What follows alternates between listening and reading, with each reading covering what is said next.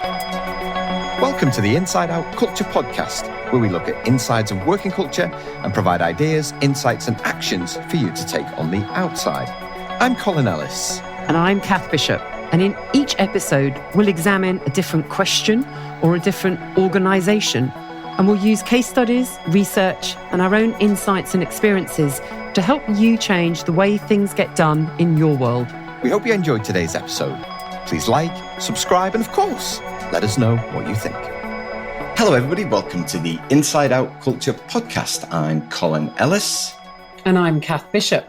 And this week we'll be answering the question, Kath, how has misogyny become so rife in the music industry? So maybe we can start, as we always do, with a little bit of a background to the story. Kath, if you wouldn't mind giving us where we are at the minute. Yes. So we're looking at the music industry and the spotlight has come onto them because of a report that came out just over a week ago around misogyny in music. And this was a report by the House of Commons Women and Equalities Committee that is going in pretty hard and has got some pretty difficult stories, challenging, horrific, tragic stories from women working in the music industry. And when they look across a whole range of issues, they talk about how women working in the music industry face limitations in opportunity, a lack of support, gender discrimination, sexual harassment and assault, and the persistent issue of unequal pay in a sector that's dominated by self-employment and one that has gendered power imbalances.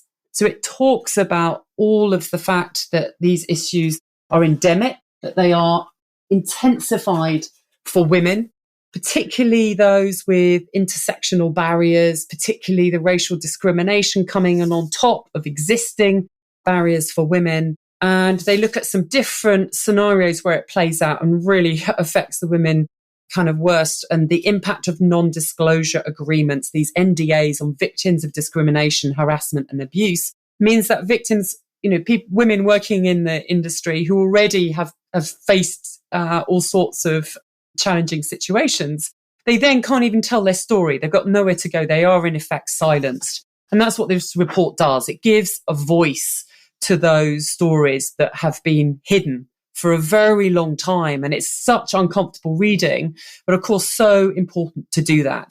They look a lot at the fact that it's often seen as a women's behavioural issue, the women, the victims, it's their problem, when of course it's the behaviour of men, to use the language they use, which is what's sitting at the heart of the problem here. Harassment, discrimination, misogyny are often seen as women's issues.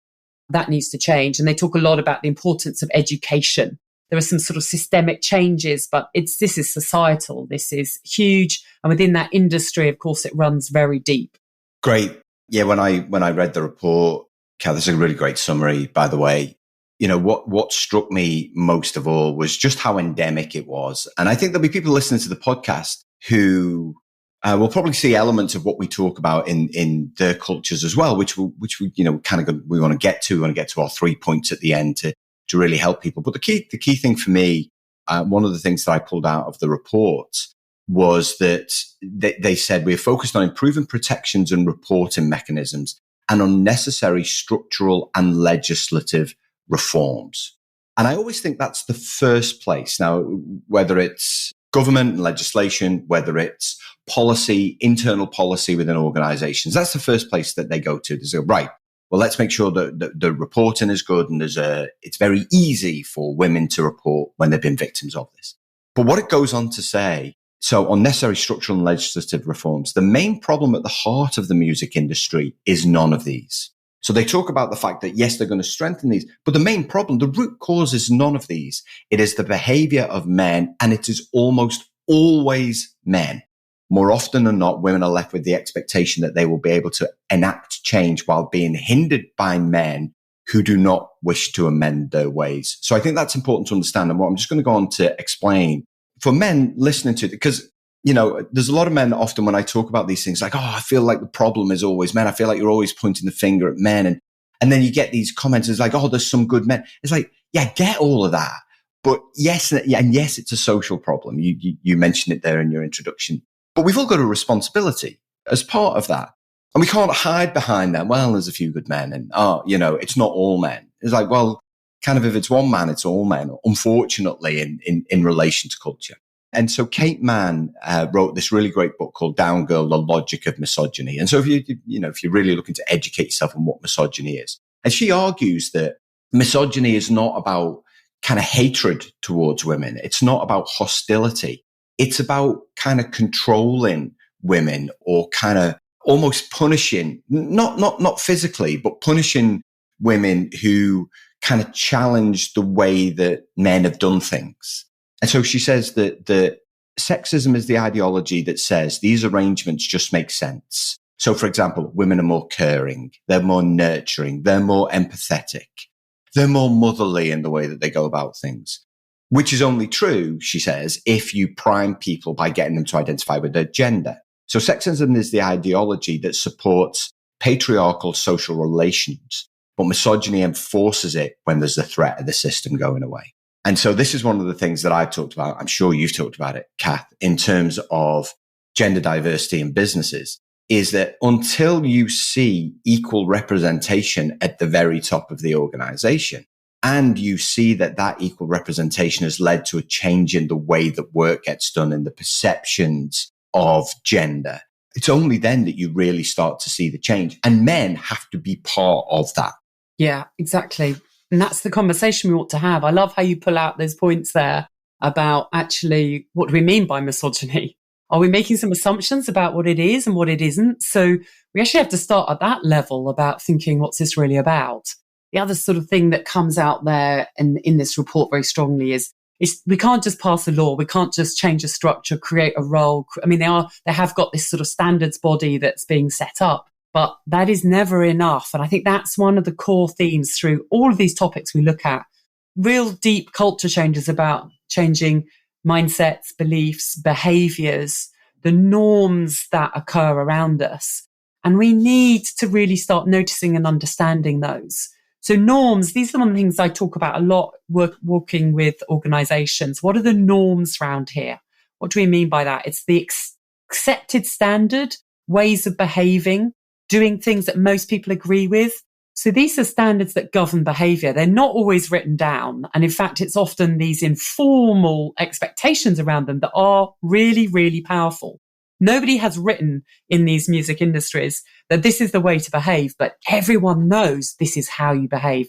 And we need to sort of understand that it's at that level that change has to happen. That means we have to start talking about behaviours, noticing behaviours, actually becoming aware of our own behaviours, not just our intentions, but our actual behaviours and the impact that they have on others.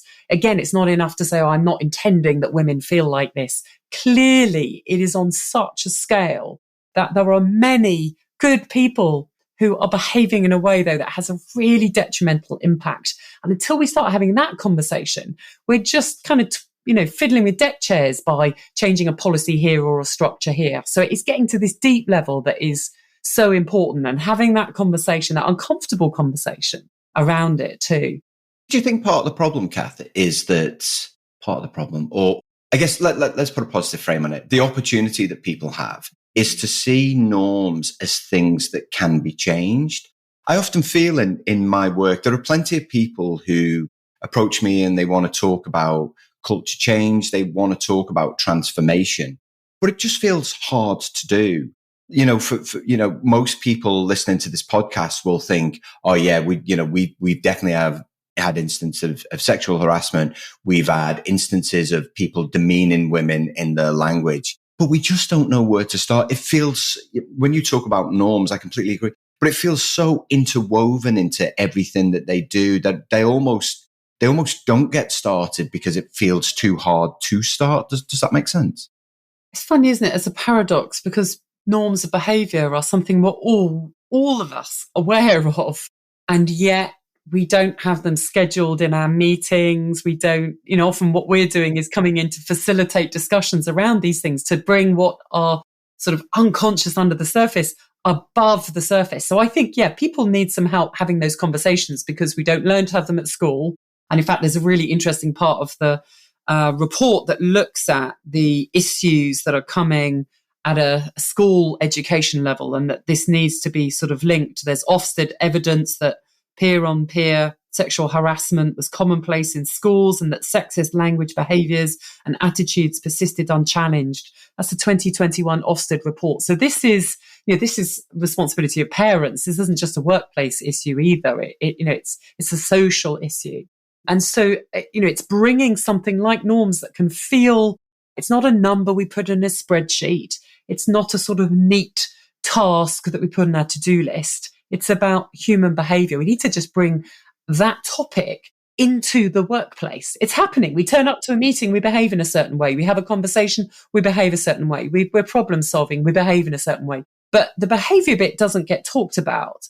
That's where we've got to make some shifts. So I think, it is facilitating those conversations, making sure that we've got space to tell the stories of the workplace rather than seeing it as some robotic machine-like place where we're just kind of counting numbers and inputs and outputs and things.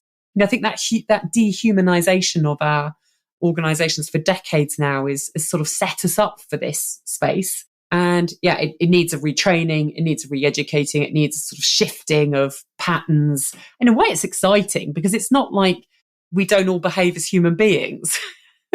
So this is the paradox. Like in one way, it's simple, but in another way, of course, it's not easy because we haven't got the patterns in our work lives to really look at this stuff. But once you open it up, it's what makes life worth living. It's what we remember about our jobs is how others make us feel. So it's the most natural thing in the world. And then you go, why have we made it so unnatural? Yeah. How do you find it when you're facilitating these sorts of discussions? Well, often, Kath, and I had this recently, is somebody said to me, I was talking about diversity, equity and inclusion. And, one of the issues that I see is often these things are bundled together in one 3-hour training course. And the point that I was making was that it's really good that we're actually making time to educate people, but we're not presenting the information in a way that will generate the education required for social change. Because I think the workplace should be a place for education for adults. Is often we don't have enough time outside of work, particularly for those with children or small pets. I have to make that point. We don't have the time to actually educate ourselves because we're exhausted. We feel like we've been wrung out after a day's work. So it's great that we provide these opportunities, but we don't provide a level of education enough so we can take the messages back to our own families often about what we've learned. Sometimes it feels, and this was the point that I was making about DEI, it feels like a tick box. All three of those things are training courses in their own right because they're all different things. And people are like, oh, we did a diversity and inclusion 1-hour workshop. I'm like, man, I could spend 4 hours just talking about diversity. I could spend 4 hours just talking about inclusion. But what we want to do is really educate people to the point where they can have conversations with each other about this, about how they thought, about the bias that they recognize in themselves, and for them to be able to take that away and have a conversation with their own families is one of the things that, as the father of a 17-year-old boy, this is a real formative time of his life. And I feel for him in a way because he's grown up with the men are bad, boys are bad, boys are bad.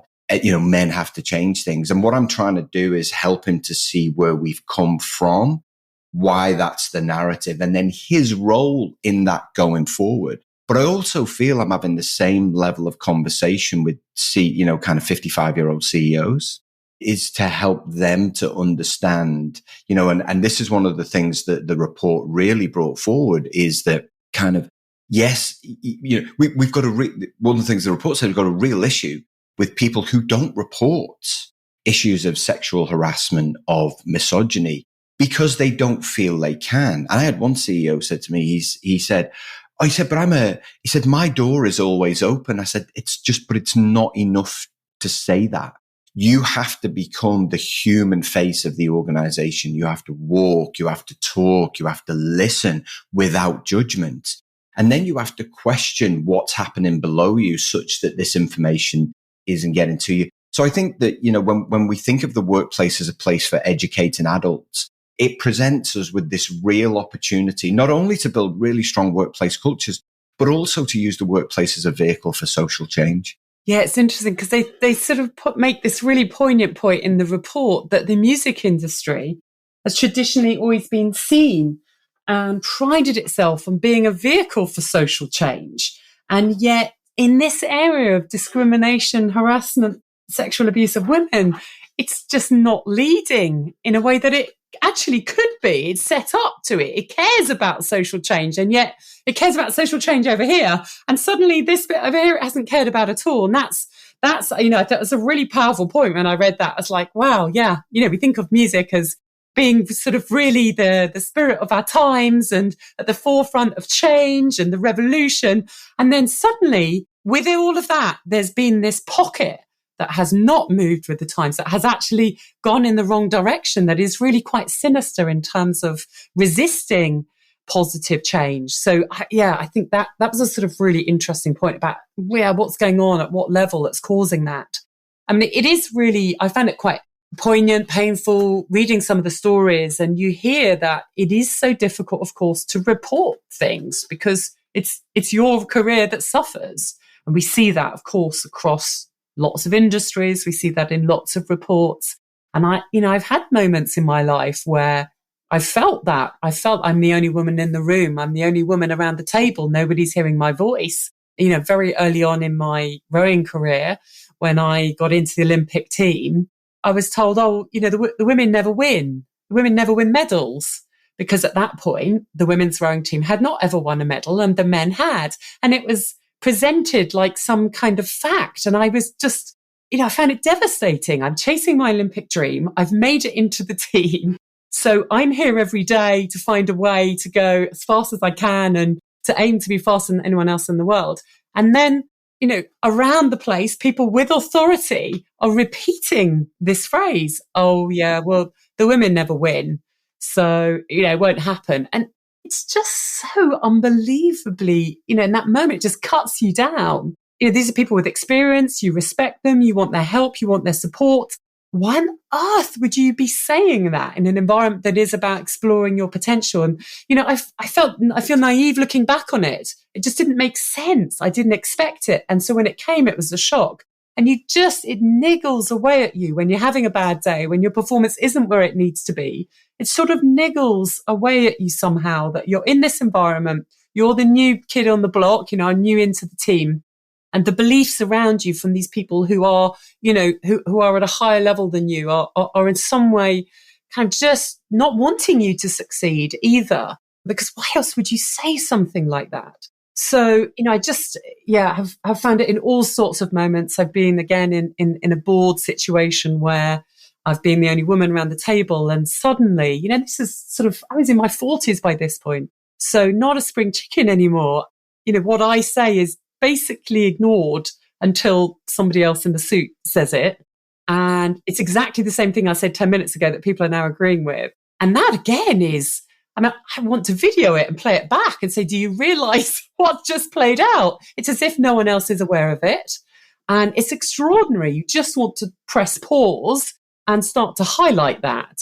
So I felt real sort of a lot of empathy, sadness reading these stories, but also, at least we're hearing the stories now. And that's, for me, the first step. Culture is about understanding the stories in your organization. And there will always be a mixed bag. They will not fit into some neat box because we are complex people. And just hearing a space for story is important, but it can't just be in culture reports.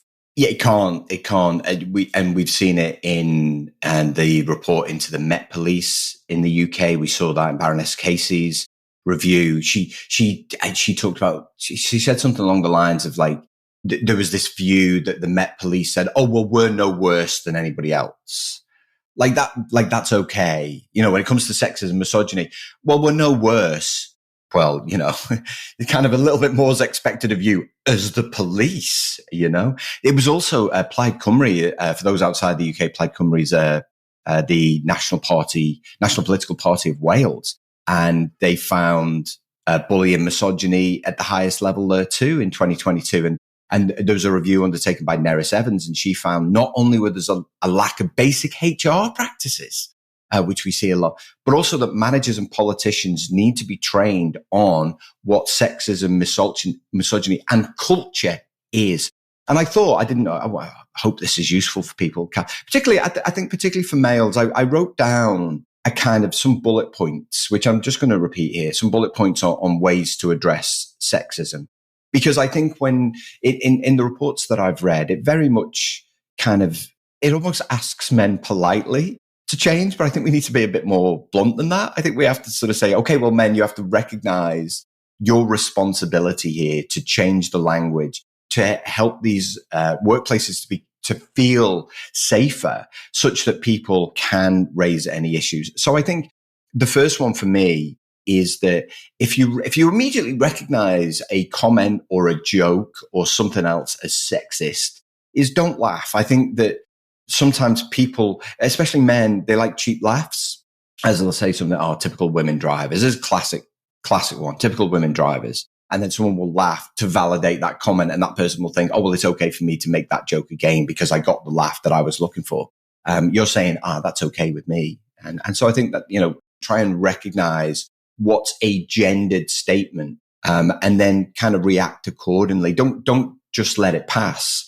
But I recognize it's not always easy to say something. It's something that I found easier than most because I didn't want to be party to that. I'm one of those weird people that when you go to the theatre and you give someone a standing ovation, I'll only give them a standing ovation if I feel that it's worthy of one. So often people can be stood up around me and I'm like, oh, that was really good, but I'm not standing. So don't always let it pass. You could say things like, it's not cool. It's 2024. Those gendered comments aren't useful. As a society, we need to change. Ask questions, I think, would be another good one. What do you mean by that?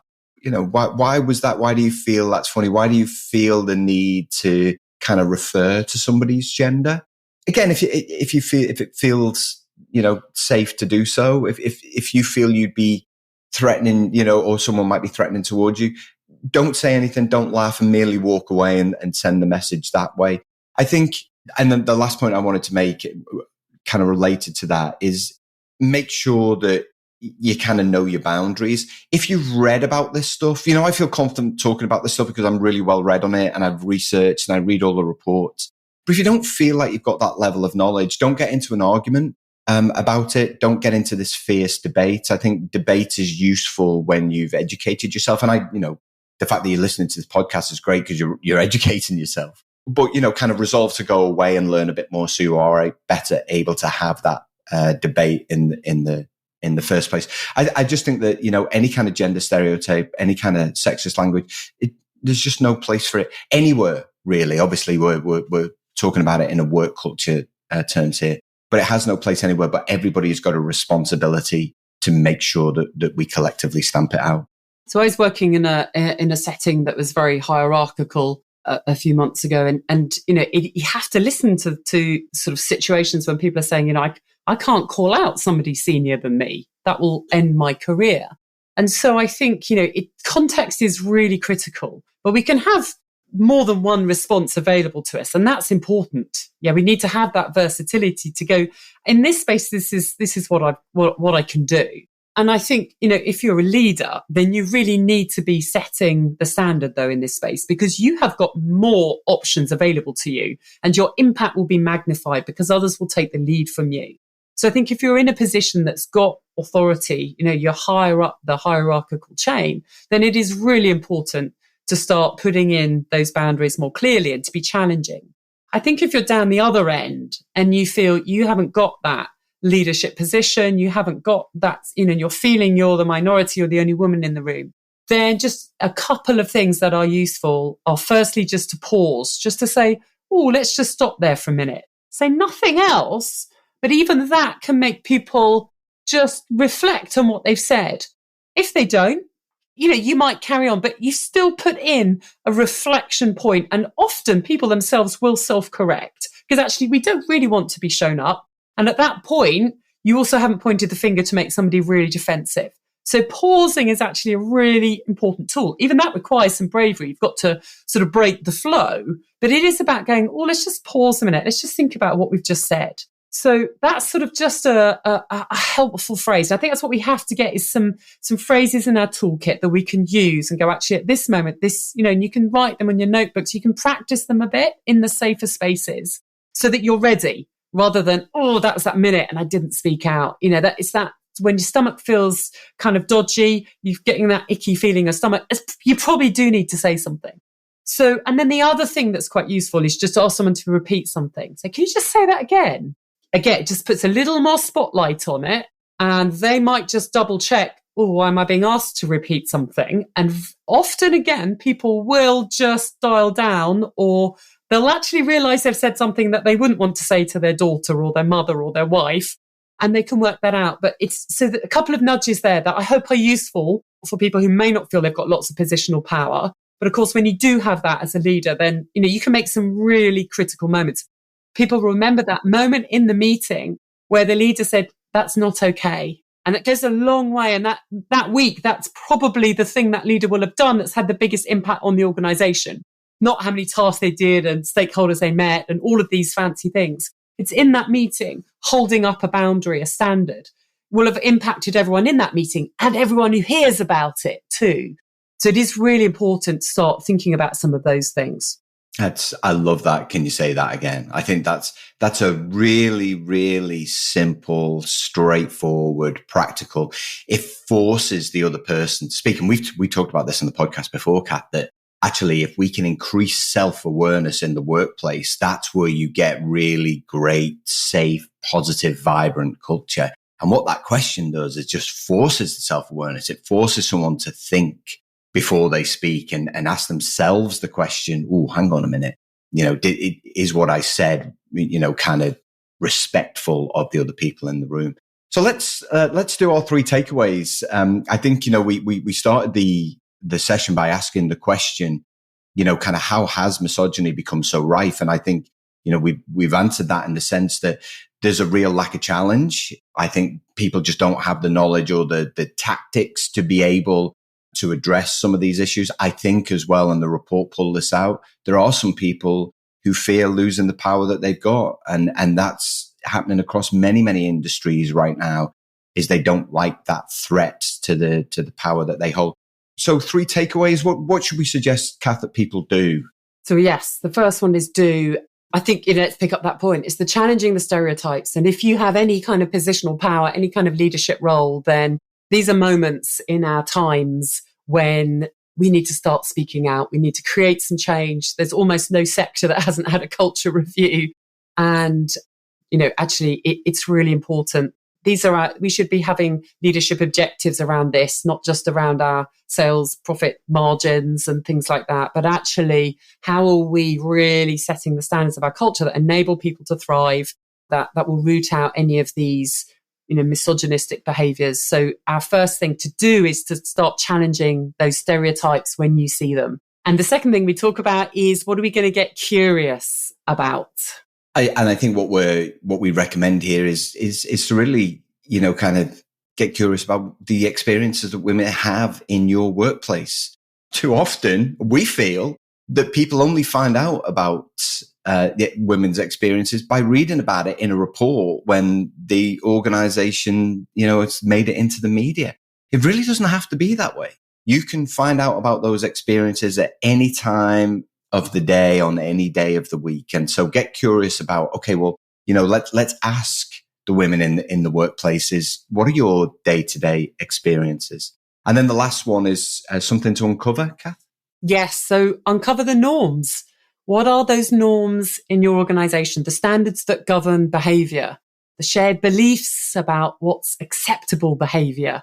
What are those? Try and write them down. They probably aren't written down, or there might be some written down that don't totally relate to the reality of the workplace. But what would you say are the standards that govern behavior? So uncover what those norms are. I actually sometimes use a kind of metaphor of saying, what are the unspoken rules? What are the 10 commandments in your organization that you find out on the first day that aren't written down anywhere, but it's really clear? And you notice as soon as you're in a meeting who speaks first and all those sorts of things. So uncover the norms in your organization. Fantastic. I have a bad feeling, Kath, that we're going to be coming back to misogyny and sexism throughout this particular series. But I think, our goal is to raise awareness and hopefully we've been able to do that through the conversation today, which has been fantastic. Thank you so much, Kath. Great to chat. See you soon. Thanks for listening to today's Inside Out Culture podcast. Please remember to like, subscribe, and of course, share with others who you think may be interested.